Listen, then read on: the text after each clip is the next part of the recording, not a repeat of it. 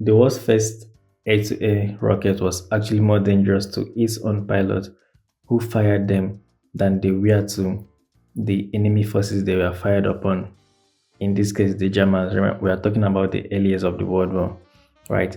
This sounds unbelievable, but it's actually true, and let me explain.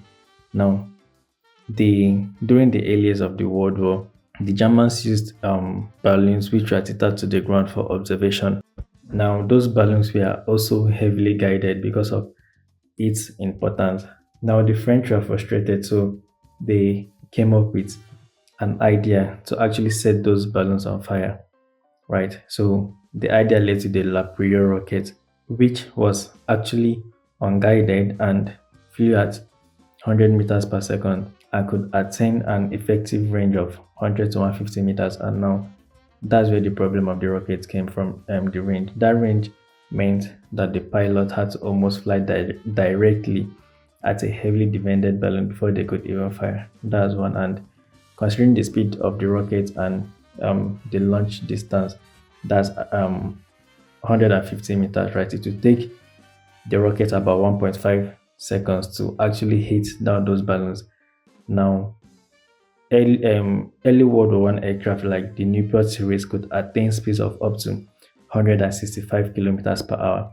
What this meant that the pilot fires, the rocket reaches in 1.5 seconds, and in less than 2 seconds later, that's if you do the math, the same airplane will be entering the same danger zone, leaving the pilot with only 1.8 seconds maximum, or sorry, 2 seconds maximum to either escape the anti-aircraft fire or avoid hitting the balloons which were actually shot at. Now, you see why I said it was actually dangerous to those pilots.